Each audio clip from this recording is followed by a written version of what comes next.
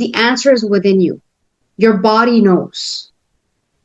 And when you're able to tune into your body and quiet that chatter mind that's telling you to do this and that, and actually heal the reasons why you turn to food, everything changes, because you are meant not to create just surface level change.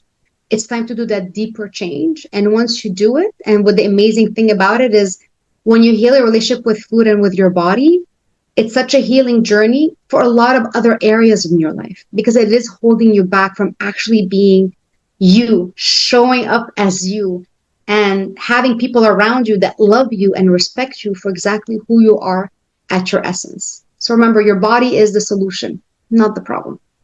Welcome to the Daily Soul Bytes Show. I am your host, Bolaabimbola, frequency alchemist, life coach, and energy practitioner.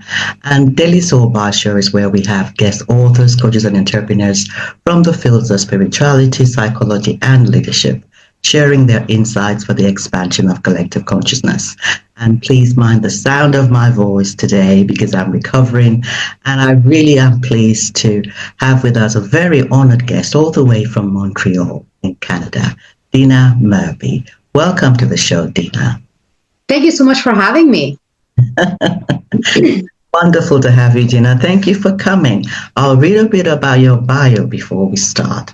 The Dina Merhbi is a health and wellness expert and mentor. She's also a yoga and mindfulness teacher. She has empowered thousands of entrepreneurs and high performers to thrive in business and life. She is also featured on Global News, Business Insider, Huffington Post, and more. And really, our goal is to embody your best life, to support our clients to embody their best life. That is so beautiful. That is something that I think a lot of us are really keen to achieve at this point in time. So welcome, Dina. So tell us, how did you get to this place where you really become an expert in wellness and fitness? And because this is not something that we naturally focus and get inclined to. We sometimes have to go through a period where we don't have that in our lives before we become focused on it. So I'd love to hear a bit about your story. Well, it all started back when I got into university and I didn't know what I wanted to study in. So I applied to be in Dietetics and Human Nutrition, curious about just getting some kind of knowledge around food. Because also during that time, I was struggling myself with my body. I was struggling with binge eating. So I told myself, why not go learn at one of the top universities and see how I can, in a certain way, fix myself. So I did go to schooling, but then what I realized is that even though after 4 years of graduating, I got into workforce, I ended up starting my own private practice, and I still feel like I didn't have the tools because I was still struggling with my body and my weight. And then I was having all these clients that were still struggling in the same way. And what I found, there was a bit of a disconnect in the health industry back in the day, that if you're overweight, you should have to eat less and move more. But we didn't tap into the mental health aspect of binge eating, emotionally stress eating, like we do talk about right now. And that's when I saw other people struggling like me. And I was like, okay, I am not the only one. So I dove deeper. I dove into the psychology of things. I dove into my mindfulness. So every time I felt I didn't have any more tools to help my clients or even help myself, I went back to school. I went back to get another certification. So as much as I call myself an expert, I'm also the endless student, because there's always new things coming out, new knowledge, new tools, new tips. And we always have to be a work in progress to evolve in our career. But as well as a coach, there isn't a point that we're like, okay, I know it all. We don't know it all. There's always something new, interesting to evolve for us to grow, but also to empower people around us. So my journey started as for me to understand how to help myself. And in the end, it brought me to helping women embody their best selves beyond what the society tells us we need to look like or be like or our shape should be. And really just reconnecting to your body and understanding that your body is there to be on your team and not your enemy. Oh, I love that. I love that. I think learning how to love our own bodies, how to care for it, and how to become much more conscious of the intelligence of the body, because the body has an intelligence of its own.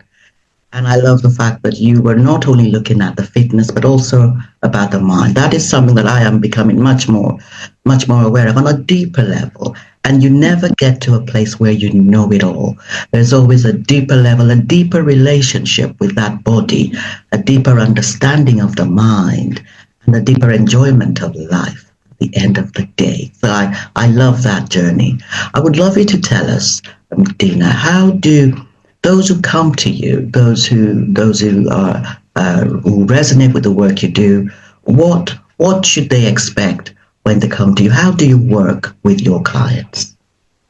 So when my clients come to me, they're not seeking dieting. They're done focusing on a number on the scale, and they want to be free within their body, free with food, free to be who they're meant to be and who they are beyond what's happening around them. So when they come to me, they come to a point they're ready to actually do the real deep work that is going to help them create that big change. So I was a registered dietitian for 21 years. So in terms of nutrition, nourishment, it's something that I do talk with my clients, but we go deeper because if you only look at nutrition and fitness, it's really like a surface level type of work, because that's going to help you reset your body. And that's really the first step I do with my clients. I help them understand how to reset their body so their body starts working with them and not against them. And it's not a detox. It's not like all these crazy plans. It's going back to the basics, because to start eating better for your body, it's simpler than when people think. So we get into that simplicity of nourishment, the simplicity of self-care, the simplicity of movement and not focusing on fitness. But then we do the deeper work, which is the rewiring of the mindset. Very often when we start a plan, we're all motivated and we're going for it. And then there's like a bump in the road. And what happens? We quit. We have this gremlin voice coming into our head saying, you know what? It's not meant to be. You're not going to accomplish your goals. You've tried this before. Or who are you to actually, feel better in your body? Who are you to create this change? So you also want to change that internal dialogue, because that internal dialogue is very often what drifts people off the plan. And instead of seeing a bump on the road like a failure, how can we see it as a lesson to grow and evolve? So that's going to be the second step that we talk in terms of rewiring. But the biggest thing that I've really been tapping in recently with a lot of my clients is reigniting their confidence. Very often we seek validation from the outside world. We seek, for example, confidence, that if I'm a certain weight, a certain look, then I can be confident, then I'm pretty, then I can actually go for that promotion. And as well, for example, in my case, I was a very loud, outspoken woman when I was young, but I was not accepted in that way in society. And that kind of makes you kind of like stuff your voice down with food. So I help my clients reconnect to their authentic self, because when you're able to actually tune into who you are, and there isn't that void that you've been feeling because you haven't been truthful to who you are, there's no need to stuff food down your throat or have alcohol in high quantities or going online shopping to kind of distract yourself. When you're actually able to show up as you, everything falls into place. You've nourished your body, you've shifted in your mindset, you've brought the spark back in your confidence, and clients kind of come out with this energy, with this vibration, with this smile, with this energy that everybody around them ends up feeling. And this is what I want to really create with all the clients that I work with. It's not just a surface level work. It's really helping you be the lead, be the director, be the producer of your life, and really taking front stage in it. I love that. So this is really that journey to remember who we truly are, which is that spirit self. Because we do have a lot of personalities, we have a lot of constructs, a lot of identities, a lot of roles that we play that sometimes distract us from understanding who we truly are. I remember when the doctor said to me that I had some lumps that they were not sure were benign, and they were going to do some more ultrasounds. And I knew, well, this particular personality that has, this identity that has this lumps is not the identity that I want to focus on and expand. So I really began to delve deep within myself. And I think that awareness of what we prefer and what we do not prefer, and having the audacity to know that something will be different. So I really wanted, yes, I may have lumps in my thyroids, but it's not going to be the big C. So I did end up having an operation to take out the thyroids, but they were benign. And this for me was a real putting what I had learned into practice, holding the belief that I would be okay and I would be able to continue to enjoy life. And it's going to take a couple of months for me to really come back into myself, but the audacity to know that something is possible, first being very clear about what we want, and then knowing that it is possible for us.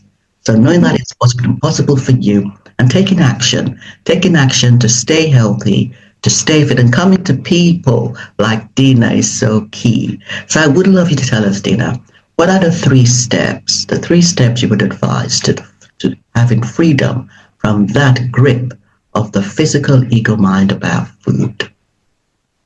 So if I would start as a first step, I did talk about resetting, rewiring, and reigniting, but the first step really is to build a healthy relationship with your body.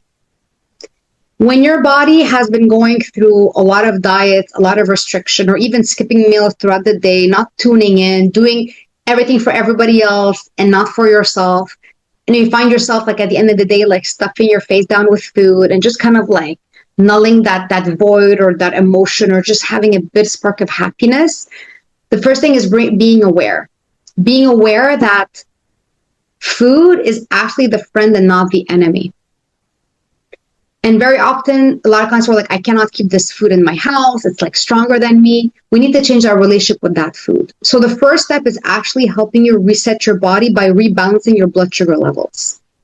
If you're able to find a pattern, and I work that into details with my clients, is what is the type of eating lifestyle during the day that we can actually work on so that you're never hungry and you're never full.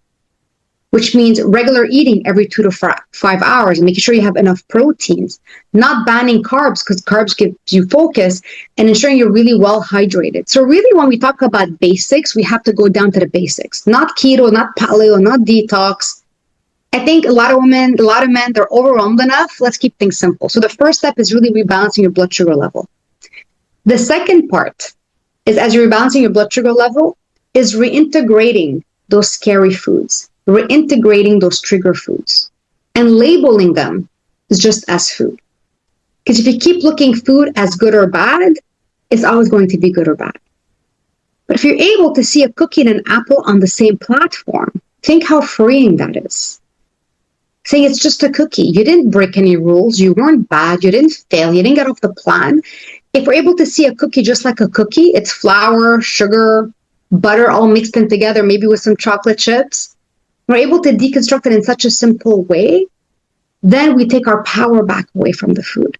That you're able to have a box of cookies and you're like, it's just there. But the third thing as well that we want to reintegrate is tuning into what your true hunger and your true fullness signals are. Very often when we start creating that pattern of regular eating and we're creating the healthy relationship with certain items, then we need to find the client's internal eating, because every person has a different way that they should be eating throughout the day. And that only can be accomplished not by me telling you when and what time and the portions you need to eat, but doing some food recalibration exercises, food portion recalibrations, to help you take a step back and tune in. Because your body knows. Your body knows how many calories you need. Your body knows when it's hungry, when it's full, when it's thirsty. It knows all that. But doing certain exercises of food portion recalibration will help you tune in so that you know. Maybe you need a bigger breakfast. Maybe you need a smaller lunch. Not because you think you should, but because your body tells you, this is my way to be optimal. And the main aim of all that is to help optimize your body. Being well nourished, food not having control over you, and knowing how much to eat for your own caloric needs. Then you're able to create the shift of rewiring, reconstructing in terms of your personality and your mindsets. But as you see, when we talk about nutrition, it's not rocket science. It's not brain surgery. It's simplicity. And I think that's where people sometimes kind of struggle. It can be that simple if you allow it to be simple. Like you talked about when you had the lumps on your throat, you're like, this is not my identity. We're going to take them out and we're going to be fine. So imagine having that perception of saying, hey, food can be simple. I can just follow these 3 things and I can gain food freedom. So this is where the mindset is important, that it doesn't have to be complicated. It can be simple if you allow it to be. This is about self-awareness, understanding intelligence. I'd like to delve deeper into that. How does somebody who has been living a life of, let me eat whenever I feel like it? Because see, I used to be a size 22 at one point, many years ago. And I know that I had to make up my mind to take action and begin to have a different relationship with food?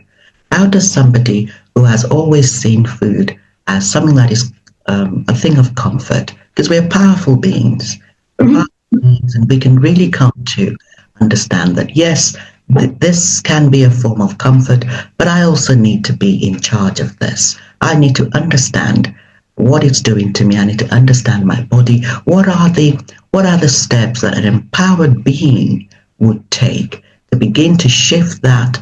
And it's a mindset thing, that awareness as well, that self-awareness, how the body is feeling.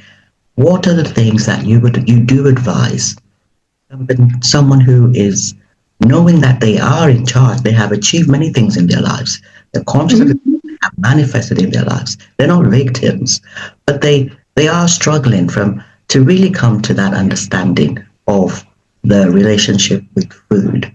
What are the kind of 2-3 things you would, yes, you've mentioned the 3 steps, but let's just, the very beginning of understanding self, understanding the body, from seeing food as a thing of comfort to seeing you yourself as your sense of comfort. Your essence is where your comfort lies. How do we shift from food as a comfort to self, that essence of being is where comfort lies? I love your question, because very often we do turn to food as a coping mechanism, as a source of comfort, as to self-medicate and self-soothe.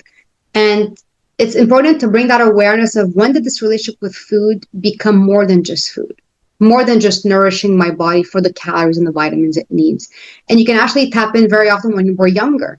Maybe you went through a period where we had a lot of emotions and the only thing available was food. Or, for example, we've all done it. A kid is crying and you want to cheer them up. What do? We give them ice cream, we give them cookies. We've had these patterns of using food to soothe kids, soothe ourselves. If there's a party, there's always food and alcohol. So food has more of a relationship in our life than it should be, like just food. But after you've reset your body, after you've nourished your body, then you can tackle the mindset aspect. Because if your body is starving and undernourished, it's hard to tackle the mindset.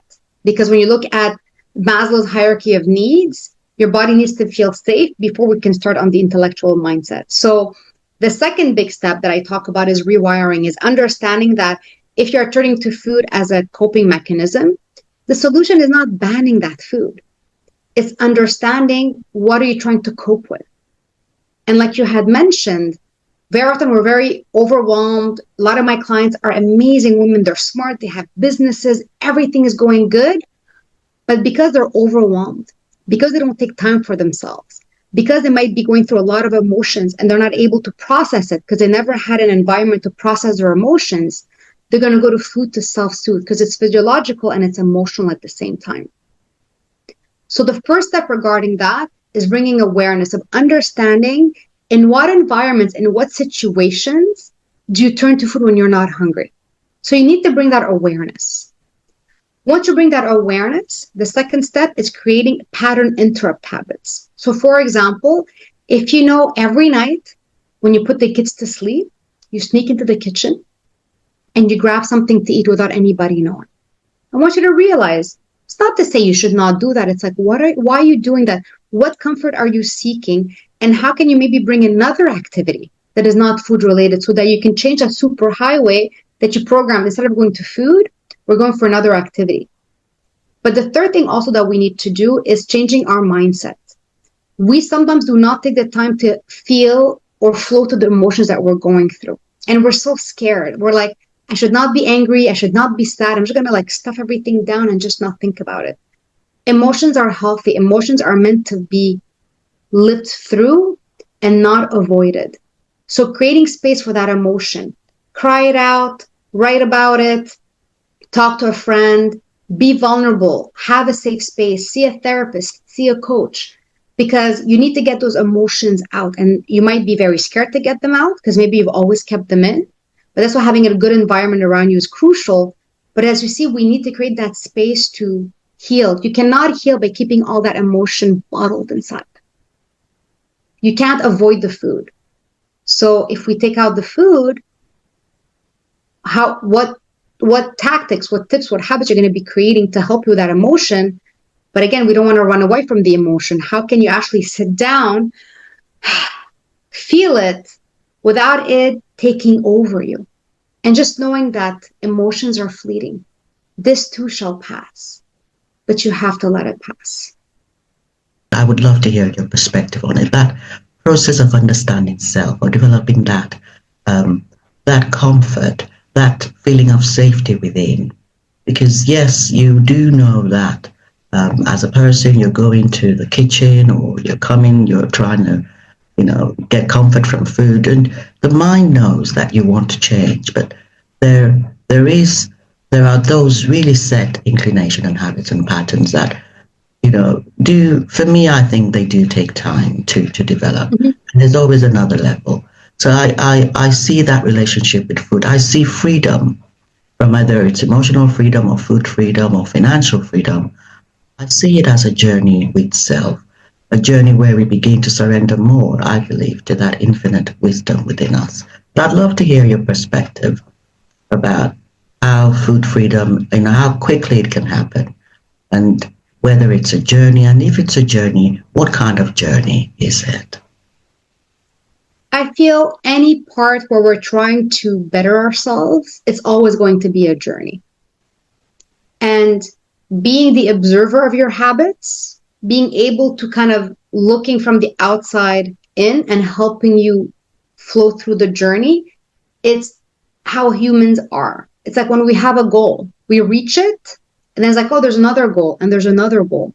So as you're peeling the layers of the food freedom, you'll end up discovering more things that you want to work on, more things that you want to release, more things that you want to improve in your life. Because when you take out that heaviness of thinking of food 24/7, and maybe you've been thinking about food 24/7 and it's your crutch for 30 years, and then you clear all that space, imagine all the other things you might want to create and grow through and journey through, because you're discovering who you are.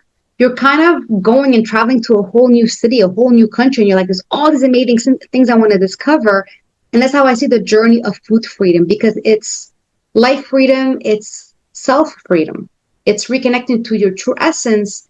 And it's always going to be a journey, because when you're focusing on joy and love and happiness, you're always going to be fine-tuning a little bit here, a little bit there to improve. Just like when you have a business, just when you have a relationship, there's always an evolution. And there isn't an endpoint. Because if you say, oh, this is it, it's done, I'm like, what are you scared of on the other side? It's a journey until we pass on this life. And that's what I truly believe. Thank you. Yes, I do resonate with that, Dina. Thank you so much for breaking this down. I love it. So I would love you to tell us about, I know your book is coming out. You have a book coming out, and it's called Reconnect. I love the title. Would you tell us a bit about your book and where people can find it? I can say this has been a journey for me to get this book out. And already there's other books in mind coming out. So you see, the journey is never over.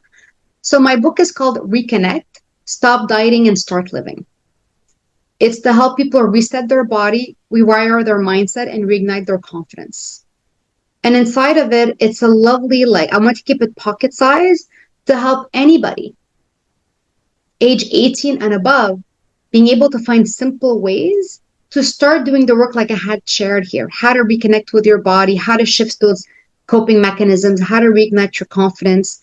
And inside of it was going to be amazing. It's also a workbook accompanying you, because again, it's one thing to read, it's another thing to do the work that's involved. And it's going to be available, depending when you can listen to this podcast, on April 16th, 2025. It's going to be available on all Amazon platforms, let it be paperback, hardcover, or even in Kindle. And my aim for this book is I really put my 23 years of expertise in such a simple package that I can't wait to hear how people's lives are going to transform through that work. That is so beautiful. Well done, Dina. I think being an author is such a wonderful thing, because, it's really about capturing those things that were meaningful, the aspects of our lives that were meaningful, and the lessons that we have learned, and sharing it. And it takes courage, and it's a joy, it's a passion, it's a creative power. Mhm. I love that you have flowed with that and you've got this book. I also have a book, Daily Soul Bites. Daily Soul Bites is available anywhere books are sold online. It was published by Bible Press, division of A House, way back in 2023. And it's really Amazing. talking about the different perspectives that we have. We've got the low perspectives of self, which are usually fear-based, and we've also got the higher perspectives, which are usually love-based. And we can really come to have more awareness, more self-awareness. This Daily Soul Bites activates a deeper self-awareness of these different perspectives within us. We have such a polarity of perspectives, and coming to understand that we don't only have one thought when it comes up. We can become aware of all the different thoughts and knowing that it's about alignment. What we choose to align to, we have the power, and we can align and we can expand whatever we're focusing on. So that's what Daily Soul Bites is about, and I love that that Dina also has a wonderful book out called Reconnect, and this is also about freedom from the grip of that physical ego self. Do you have any last words for us today before we go, Dina? I think the last word of anybody listening, if you're struggling with the body and the food, and you've done the diets and the plans and the programs, and even you've seen health professionals, but you still feel like there's an answer out there for you, there is. The only thing I can share with you that I want you to take away, of course, I would say grab my book, because honestly, everybody who's so far read it, to kind of look through it, it's a very different perspective, because the answer is within you. Your body knows. And when you're able to tune into your body and quiet that chatter mind that's telling you to do this and that, and actually heal the reasons why you turn to food, everything changes, because you are meant not to create just surface level change. It's time to do that deeper change. And once you do it, and what the amazing thing about it is, when you heal a relationship with food and with your body, it's such a healing journey for a lot of other areas in your life, because it is holding you back from actually being you, showing up as you, and having people around you that love you and respect you for exactly who you are at your essence. So remember, your body is the solution, not the problem. I love that. I love that. The body is the solution, and a friend, a very good friend that we can really come to enjoy life with, in a very expansive way. So I love that. Thank you, Dina. Where can people find you when they want to connect with you? So, of course, over all social media, Dina Merhbi, MERHBI. We can always visit a much easier template, which is called workwithdina.com. And there you'll have access to my websites, the book, any programs that I'm running. And if ever you have amazing takeaway from this podcast, do share it with me. If you have any questions, do reach out. I do want to create an open space for people to reach out to me if you have any questions, what I shared here or anywhere else, if you get the book. But I would love to connect with you online and say hi. Tell me if you met me on this amazing podcast by Bola, so I can know where you came from. That's beautiful. Thank you so much for joining me today, Dina. Thank you so much. I do want to thank those who are listening, those who are watching, for joining us today on Daily Soul Bites, and I look forward to seeing you again on the next episode. Don't forget to subscribe. I look forward to seeing you on the next episode of Daily Soul Bites show. Bye-bye.